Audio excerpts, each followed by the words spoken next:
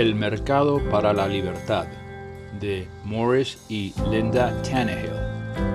Traducción y narración por Jorge Truco. Edición El Blog del Tucu. Parte 1. El gran conflicto. Capítulo 2. El hombre y la sociedad. En toda la historia registrada, los hombres nunca han logrado un orden social que no institucionalizara violaciones a la libertad, la paz y la justicia, es decir, un orden social en el que el hombre pudiera realizar su potencial pleno. Este fracaso se debió al hecho de que los pensadores jamás comprendieron en forma clara y explícita tres cosas, a saber: 1. La naturaleza del hombre. 2. ¿Qué tipo de sociedad requiere esta naturaleza para que los hombres puedan realizar su potencial pleno? Y 3. ¿Cómo lograr y mantener una sociedad semejante? La mayoría de los autoproclamados planificadores y constructores de sociedades ni siquiera han considerado que el hombre pudiera tener una naturaleza específica. Lo han considerado como algo infinitamente plástico, como el producto de su entorno cultural y económico, como una especie de arcilla blanda carente de identidad que podían moldear para que se ajuste a sus planes. Esta falta de comprensión de que el hombre tiene una naturaleza específica que requiere que funcione de una manera específica ha dado lugar a ríos de sangre y de lágrimas. Mientras los planificadores sociales trataban de desarmar al hombre en partes para luego volver a armarlo de la forma que encontraban más de su agrado. Pero porque el hombre él es algo, un ser con una naturaleza específica, que requiere un tipo específico de sociedad para su funcionamiento apropiado como ser humano. A partir de Darwin, la investigación científica ha estado descubriendo constantemente evidencias de evolución que muestran el desarrollo de la naturaleza del animal humano. Para sobrevivir, los hombres tuvieron que adquirir ciertos conocimientos y capacidades de comportamiento. Por ejemplo, el conocimiento de que la cooperación voluntaria es beneficiosa, como lo es también la capacidad de dejar de aporrearse mutuamente. La mayoría de los hombres conducen sus vidas de acuerdo con este conocimiento, y cuando se los deja solos, se llevan bastante bien. Los planificadores sociales han estado siempre entre los más ignorantes acerca de la naturaleza humana. La evidencia de que el hombre tiene una naturaleza biológica específica que no puede ser remoldeada para ajustarse a los constructores de sociedades sigue aumentando. Sin embargo, los gobernantes políticos continúan ignorándola. Nota 1. Véase Territorial Imperative, Pan African Genesis, de Robert Hardy. Y The Naked Ape, de Desmond Morris. Si los hombres han de ser felices y exitosos, deben vivir en armonía con los requerimientos de su naturaleza. ¿Cuáles son entonces los elementos esenciales de la naturaleza del hombre? La vida le es dada al hombre, pero los medios para sustentar su vida no. Si un hombre ha de seguir viviendo, debe de alguna manera adquirir las cosas que necesita para sustentar su vida, lo que significa que él o algún otro debe producir dichas cosas. No hay ambiente en la tierra donde el hombre pueda existir sin algún tipo de esfuerzo productivo, y no hay manera de que pueda ser productivo sin necesidad de utilizar su mente para decidir qué producir y cómo. Para sobrevivir, el hombre debe pensar, es decir, tiene que hacer uso de la información proporcionada por sus sentidos. Cuanto más completa y claramente utilice su mente, mejor podrá vivir, tanto en lo físico, incluyendo lo material, como en los niveles psicológicos. Ahora bien, el pensamiento no es un proceso automático. El hombre puede dedicar poco o mucho esfuerzo mental a la resolución de sus problemas, o puede simplemente ignorarlos con la esperanza de que desaparezcan. Él puede hacer una política del hecho de mantener su mente plenamente consciente y utilizarla siempre del modo más efectivo posible, ya sea un genio o un imbécil. O puede ir por la vida a la deriva en una neblina mental desenfocada, actuando como el avestruz cada vez que ve algo que requiere esfuerzo o compromiso mental. La elección entre pensar o no pensar es suya, y es una elección que todo hombre debe hacer. En razón de que el hombre tiene que iniciar y mantener el proceso de pensar por un acto de elección, ningún otro hombre puede forzarlo a pensar ni puede pensar por él. Esto significa que ningún otro hombre puede manejar con éxito la vida de otro hombre. Lo mejor que un hombre puede hacer por otro hombre es no impedirle gozar de los beneficios de su pensamiento y de su trabajo productivo, ni protegerlo de los malos efectos de rehusarse a pensar o a producir. La vida le es dada al hombre, no así el conocimiento de cómo sustentar esa vida. El hombre no tiene conocimiento automático de lo que es bueno o malo para él, y necesita este conocimiento para saber cómo vivir. Si es que quiere tener una vida plena y feliz, necesita un plan que le muestre lo que es pro vida y lo que es anti vida, y que guíe sus decisiones y acciones. Dicho plan es un código de moralidad, una guía elegida para la acción. Si un hombre quiere su moralidad para promover su vida en vez de paralizarla, él debe escoger una moralidad que esté en armonía con su naturaleza evolucionada, como un ser que siente y piensa. La elección de guías de acción eficaces no es una cuestión de fe ciega o capricho sin motivo, sino que requiere de un pensamiento claro y racional. Por lo tanto, la moralidad de cada uno no debe ser un conjunto de máximas tales como haz esto o no hagas aquello, heredado de los padres o aprendido en la iglesia o en la escuela. Debe ser un código claramente pensado que lo guíe a uno hacia acciones pro vida y a evitar las acciones anti vida. El propósito de la moralidad es enseñarte a disfrutar y vivir. Nota 2. Tomado del discurso de John Galt, en la novela La rebelión de Atlas, de Ayn Rand.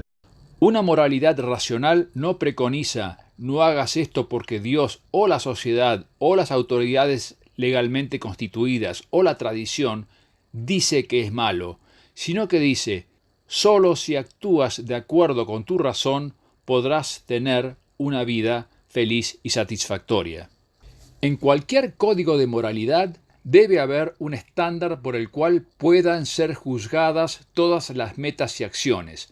Solo la vida hace a los valores significativos o aún posibles.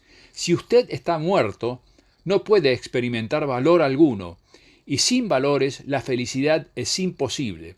Por lo tanto, para cada hombre que valora vivir, su propia vida es su estándar moral. La muerte, la negación de todos los valores, es el único estándar alternativo. De esto se deduce que, puesto que la vida de cada hombre es su estándar objetivo, todo aquello que sirva o mejore su vida y su bienestar es bueno, y todo aquello que la dañe o destruya es malo. En una moralidad racional, diseñada para promover la vida y la felicidad de cada individuo, todo lo que sea pro vida es moral, y todo lo que sea anti vida es inmoral. Por vida no se entiende solamente la existencia física del hombre, sino todos los aspectos de su vida como un ser que siente y piensa.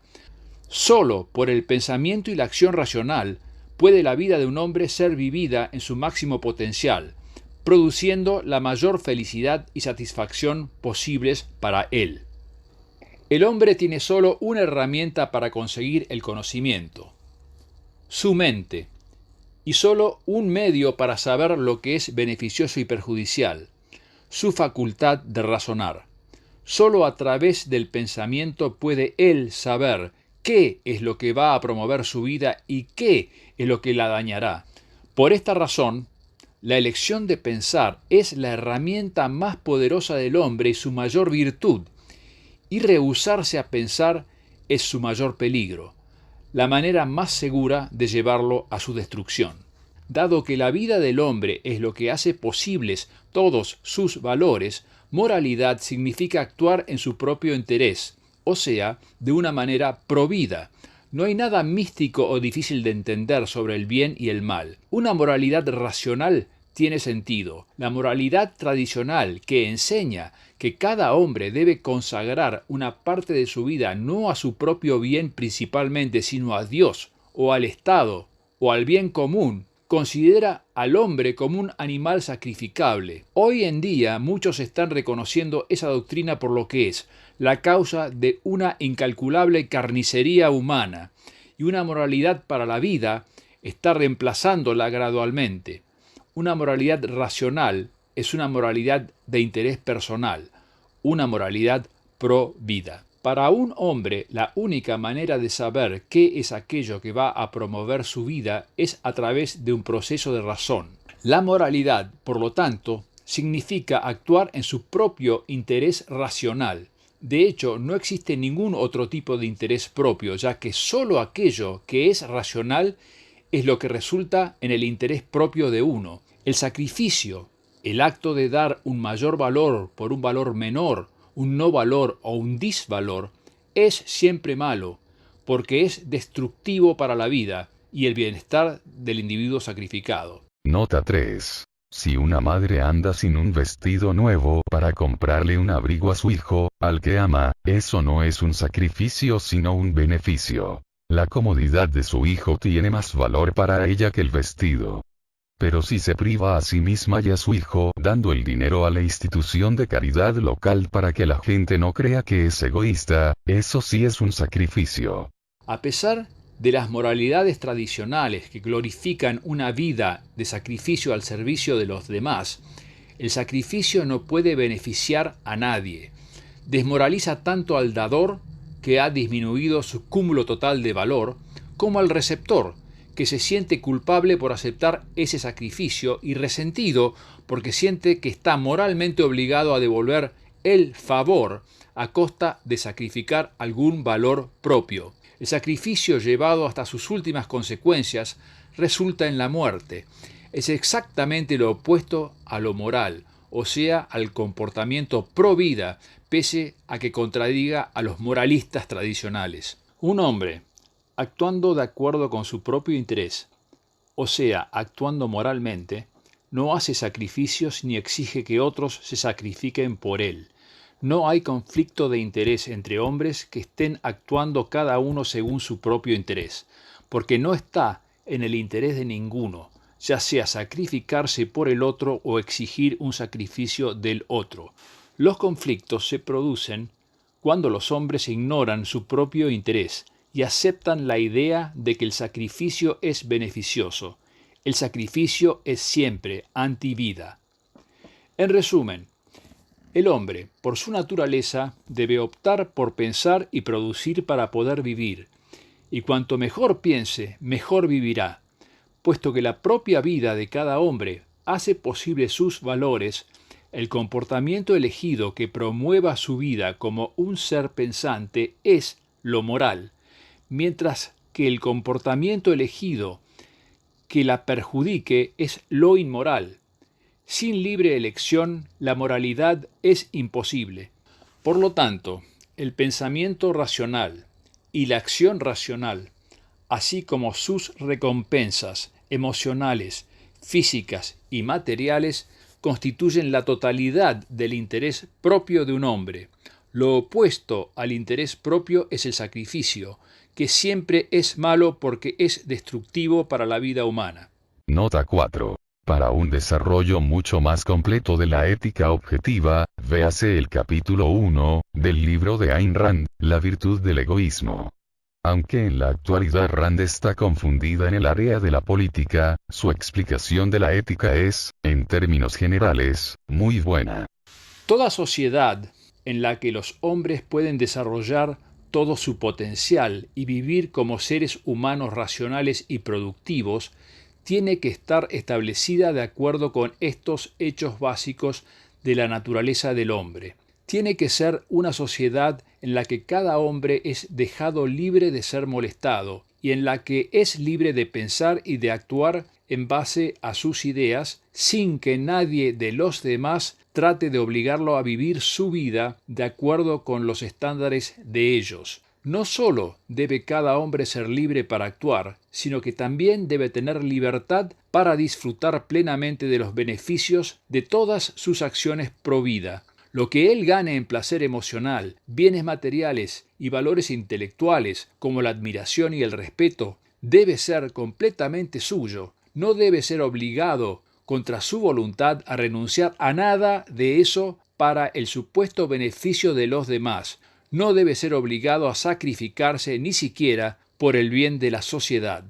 En la medida en que el hombre no es libre de vivir su vida en paz, de acuerdo a sus propios estándares, ni de poseer plenamente lo que fuere que él se gane, es un esclavo. Esclavizar a los hombres por el bien de la sociedad es una de las formas más sutiles y extendidas de esclavitud por la que abogan constantemente sacerdotes, políticos y filósofos charlatanes que mediante el trabajo de los esclavizados esperan ganar lo que no se han ganado. Una sociedad en la que los hombres puedan realizar todas sus potencialidades es aquella en la cual cada hombre es libre de actuar en su propio interés de acuerdo con el juicio de su propia mente. La única manera de que un hombre puede ser obligado contra su voluntad a actuar contrariamente a su juicio es mediante el uso o la amenaza de la fuerza física por parte de otros hombres. Muchas presiones pueden ser ejercidas sobre un hombre, pero a menos de que se vea compelido por la fuerza física o la amenaza de la fuerza o por un sustituto de la fuerza a actuar contra su voluntad, él todavía tiene la libertad de tomar sus propias decisiones. Por lo tanto, la regla básica de una sociedad civilizada es que ningún hombre o grupo de hombres está moralmente habilitado a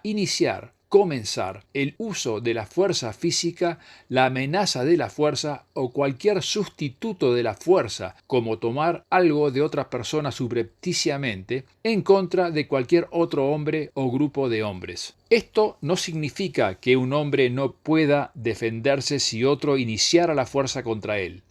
Significa, sí, que él no debe iniciarla. Iniciar la fuerza contra cualquiera es siempre malo, porque obliga a la víctima a actuar contrariamente a su propio juicio. Pero defenderse de la fuerza mediante represalias de contrafuerza es no solo permisible, es un imperativo moral, toda vez que sea factible o razonablemente seguro hacerlo. Nota 5. La fuerza de represalia es defensiva, no coercitiva. La coerción es la iniciación de la fuerza, la amenaza de iniciación de la fuerza, o sea, la intimidación, o cualquier sustituto de la iniciación de la fuerza. Si el hombre realmente valora sus valores, tiene para consigo mismo una obligación moral de defenderlos. No hacerlo sería un sacrificio y por ende autodestructivo. La diferencia entre la iniciación de la fuerza y la fuerza de represalia es la diferencia entre el asesinato y la defensa propia. Los pacifistas que se han rehusado sistemáticamente a defenderse cuando atacados han sido frecuentemente asesinados. La creencia en el pacifismo es anti-vida. En tanto un hombre no inicie el uso de la fuerza, las metas reales e intereses que elige perseguir no controlan la libre elección ni amenazan las metas de ningún otro. No importa si un hombre va a la iglesia todos los días o si aboga por el ateísmo, si usa el pelo largo o corto, si se emborracha todas las noches, consume drogas o se mantiene sobrio, si cree en el capitalismo o en el comunalismo voluntario, mientras no recurra a un arma o a un político para obligar a otros a vivir como él cree que ellos deben. En tanto los hombres se ocupen de sus propios asuntos y no inicien el uso de la fuerza contra sus congéneres, ningún estilo de vida de alguien es una amenaza para ningún otro. Cuando un hombre inicia la fuerza contra otro hombre, viola los derechos de su víctima. Un derecho es un principio que prohíbe moralmente a los hombres usar la fuerza o cualquier sustituto de ella contra otro cuya conducta es no coercitiva. Un derecho es una prohibición moral. no especifica nada acerca de qué acciones el poseedor de ese derecho puede tomar, en tanto sus acciones sean no coercitivas.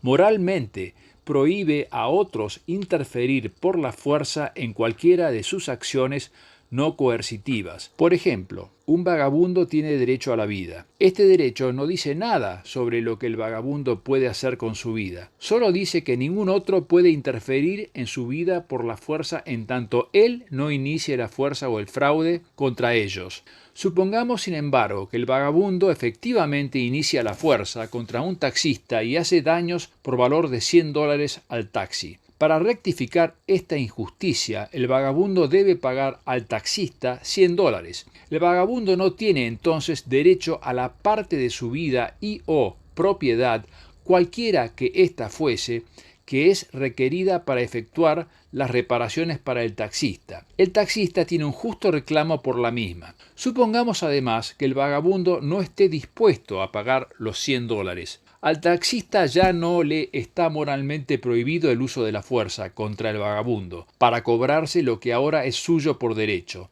El vagabundo, por su iniciación de la fuerza en contra y en perjuicio de otro hombre, ha alienado el derecho a esa parte de su vida que es requerida para pagar su deuda. Nota 6. Este tema va a ser tratado con más detalle en el capítulo 10, la rectificación de la injusticia. Los derechos no son inalienables, aunque únicamente el poseedor de un derecho puede alienar ese derecho. Ningún otro puede arrebatarle a un hombre sus derechos. Cada persona tiene el derecho a su propia vida, lo que significa que es dueña de sí misma, suponiendo que su conducta ha sido y es no coercitiva. Puesto que cada hombre tiene el derecho a ser dueño de su vida, tiene igual derecho a cualquier parte de esa vida. La propiedad es parte de la vida del hombre. Los bienes materiales son necesarios para sustentar la vida, y también lo son las ideas que un hombre genera. Por lo tanto, el hombre invierte su tiempo en generar ideas y en producir y mantener bienes materiales. La vida de un hombre está compuesta de tiempo, de modo que cuando invierte su tiempo en propiedad material o intelectual, ideas, está invirtiendo partes de su vida, haciendo así de esa propiedad una extensión de su vida. El derecho a la propiedad es parte del derecho a la vida. No hay conflicto entre los derechos de propiedad y los derechos humanos. Los derechos de propiedad son derechos humanos. Otro aspecto de la vida del hombre es su libertad de acción.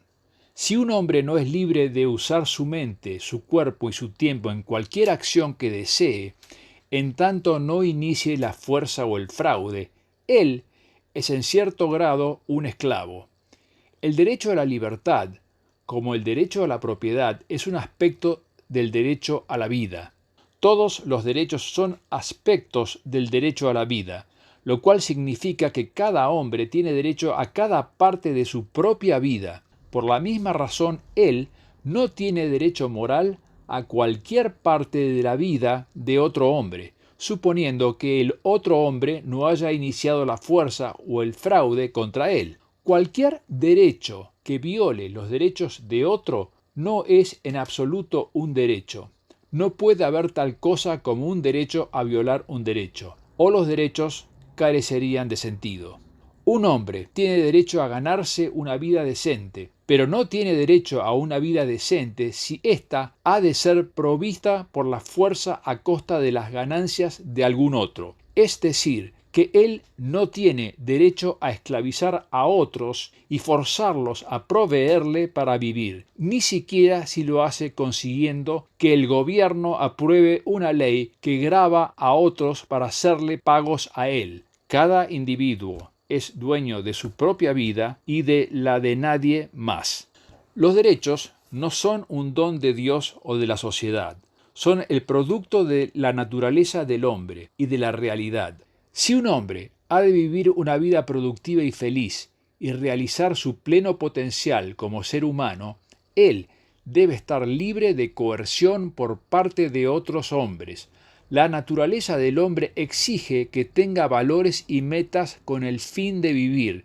Sin ellos, la vida humana es imposible. Cuando un hombre no es libre de elegir sus propias metas, no puede actuar acorde al feedback que le da su comportamiento y por ende no puede corregir sus errores y vivir exitosamente. En la medida en que otros impidan por la fuerza que un hombre elija sus propios valores y metas, él es un esclavo. La esclavitud es lo exactamente opuesto a la libertad. No pueden coexistir. Los derechos pertenecen solo a los hombres individuales. No hay tal cosa como los derechos de las minorías, los derechos de los estados, los derechos civiles, ni ninguna otra forma de derechos colectivos. La iniciación de la fuerza contra lo colectivo es realmente la iniciación de la fuerza contra los individuos de los cuales lo colectivo está compuesto, porque lo colectivo no tiene existencia aparte de los individuos que lo componen.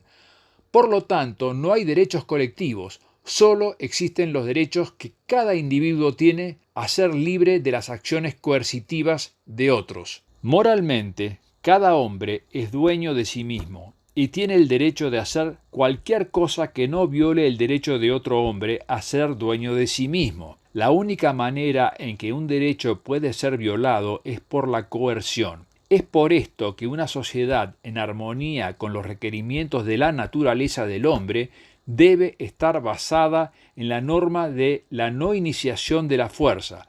Debe ser una sociedad de laissez-faire. Laissez-faire significa deja a las personas hacer lo que les plazca, es decir, que todos dejen a los otros por su cuenta para hacer lo que prefieran. Una sociedad de laissez-faire es una sociedad de no injerencia, una sociedad de ocúpate de tu propio asunto, de vive y deja vivir. Significa la libertad de cada individuo de manejar sus propios asuntos de cualquier forma que le plazca, no solo en el ámbito de la economía, sino en todos los órdenes de su vida. Si él restringe su comportamiento a sus propios asuntos, es obvio que no puede iniciar el uso de la fuerza contra ningún otro. En una sociedad de laissez-faire, ningún hombre o grupo de hombres puede dictar el estilo de vida de cualquier otro, u obligarlo a pagar impuestos a una burocracia estatal o prohibirle realizar cualquier operación voluntaria que quiera. Es probable que nunca haya una sociedad completamente libre de la iniciación de la fuerza física por parte de unos hombres contra otros, porque los hombres pueden actuar irracionalmente si lo desean. Una sociedad de laissez-faire no es una utopía en la que el inicio de la violencia es imposible. Es más bien una sociedad en la que no se institucionaliza la iniciación de la fuerza y en la que hay medios para hacer frente a la agresión justamente cuando ella ocurre. ¿Podrán los hombres alguna vez lograr una sociedad de laissez-faire? Muchas personas tienen la firme convicción de que algo tan ideal nunca podría convertirse en una realidad práctica. No pueden explicar por qué están tan seguros de esto, simplemente sienten una certeza irracional de que así debe ser. ¿Qué hay detrás de esta certeza irracional de que el bien, la libertad, es inalcanzable? La respuesta está en la moralidad invertida de la tradición, el altruismo. El altruismo es la doctrina filosófica que sostiene que aquello que se hace desde la preocupación por el bienestar de los demás es bueno, mientras que es malo si es motivado por la preocupación por uno mismo. Alguna variante de esta doctrina ha sido parte fundamental de casi todas las religiones y filosofías del mundo durante toda la historia del hombre. Uno de los principios religiosos más comunes es que el egoísmo es malo y que solo una preocupación desinteresada por las necesidades de los demás va a hacer ganar el favor de Dios y del hombre. El sacrificio es considerado como una de las más grandes virtudes, simplemente porque los beneficiarios del sacrificio son otros y el perdedor es uno mismo. no es difícil advertir una de las razones de la larga prominencia de las doctrinas altruistas. Los líderes religiosos y políticos pueden cobrarse ofrendas y tributos mucho más sustanciales de las personas a las que estos líderes convenzan exitosamente de que es su deber moral dar tanto como sea posible en un sacrificado servicio para otros, que de las personas que viven para su propio interés racional. Esta doctrina de dar algo a cambio de nada, el altruismo, es el ideal moral de los parásitos humanos. El altruismo es una moralidad invertida, una moralidad de la muerte. Enseña al hombre que sus intereses son opuestos a los intereses de cualquier otro y que lo único moral que le cabe hacer es sacrificar sus intereses. Esto significa que cualquier cosa que sea práctica y beneficiosa para un hombre es inmoral, e inversamente, que cualquier cosa que sea moral para él es impráctica y destructiva para sus valores. En la medida en que un hombre se comprometa con alguna versión del altruismo, podrá ser o práctico e inmoral, o moral e impráctico. No podrá ser ambos moral y práctico a la vez, y su autorrespeto y honradez penderán de un hilo. Esta dicotomía artificial entre lo moral y lo práctico divide al hombre en dos y lo vuelve contra sí mismo. En la medida en que se hace digno de vivir, sacrificando sus valores, se hace incapaz de vivir. En la medida en que se hace capaz de vivir, conservando y utilizando sus valores, se hace indigno de vivir. Ningún hombre puede poner en práctica plenamente semejante código. Si lo hiciera, dicho código lo mataría. Para aquellos que aceptan una moralidad basada en el altruismo, su única protección contra esta creencia es la hipocresía. La aceptan de la boca para afuera, pero solo la practican hasta el punto en que sea religiosa y socialmente necesario para cubrir las apariencias. Esta es la causa de la mayor parte de la hipocresía en nuestra cultura. El altruismo hace a la hipocresía necesaria para vivir. Una sociedad llena de hipocresía marcha hacia el crematorio.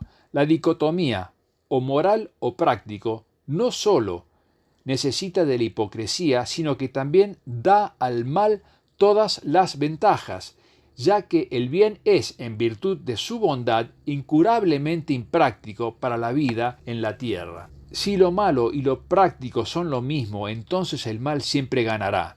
De acuerdo con la filosofía altruista, el mal tiene todas las cartas y el hombre puede esperar muy pocas mejoras en su vida o en su sociedad.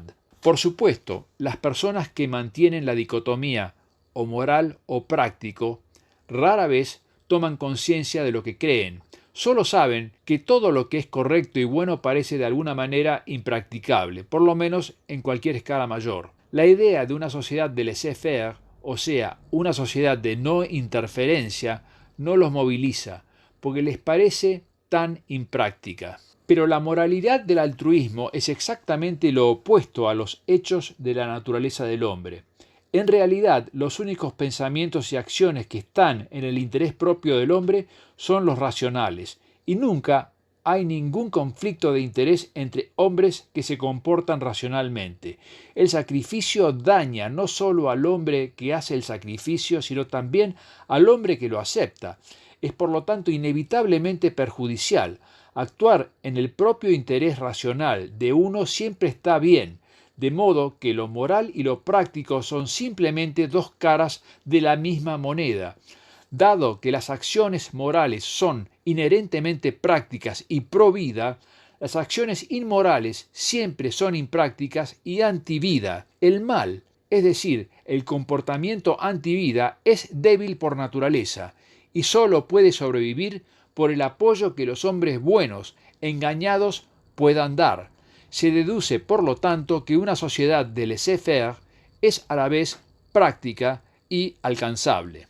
Si una sociedad de laissez-faire es alcanzable, ¿por qué no han establecido los hombres una sociedad de laissez-faire antes de ahora? La respuesta es que personas esencialmente buenas lo han impedido debido a su apoyo involuntario a la esclavitud.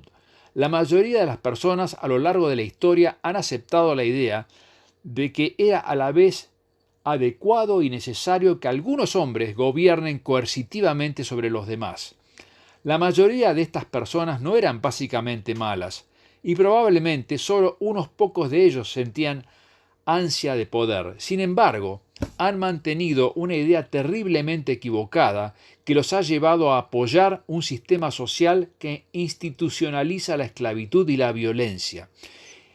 Es esta idea de que es apropiado y o necesario que algunos hombres gobiernen coercitivamente a otros, lo cual constituye la idea de un gobierno, la que impidió el establecimiento de una sociedad laissez-faire y la que ha sido responsable de incalculables sufrimientos humanos y desperdicio provocados por persecuciones políticas y religiosas, impuestos, regulaciones, conscripción, esclavitud, guerras, despotismo, etc.